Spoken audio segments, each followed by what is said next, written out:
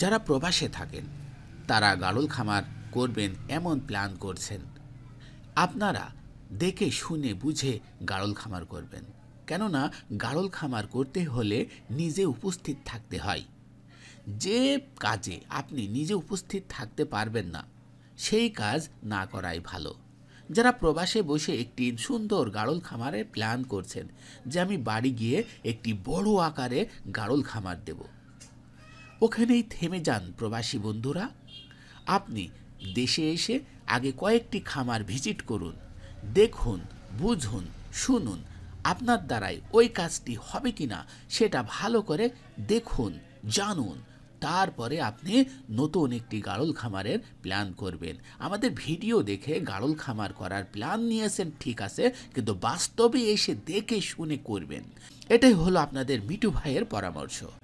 Hello প্রবাসী বন্ধুরা, বড় আকারে বড় পরিসরে একটি গাড়ল খামার দিব। হ্যাঁ, আপনারা গাড়ল খামার করুন। গাড়ল খামার অত্যাধিক লাভজনক, কিন্তু প্রবাসী বন্ধুরা সাবধান, যেখানে সেখান থেকে গাড়ল কিনে আপনি প্রতারিত হয়েন না। ওই প্রবাসে বসে আপনি কখনোই গাড়ল কিনবেন না। গাড়ল কিনবেন নিজে উপস্থিত থেকে।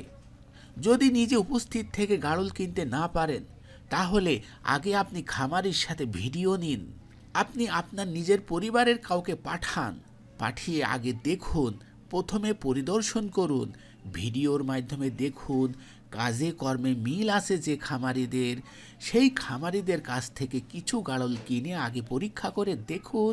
আগে 5টা 10টা কিনুন, কিনে তারপরে 3 মাস 4 মাস খামারটি পরিচালনা করুন, করে দেখেন, বোঝেন, তারপরে আপনি ব্যাপক হারে গাড়ল পালন করার চিন্তা ভাবনা করবেন।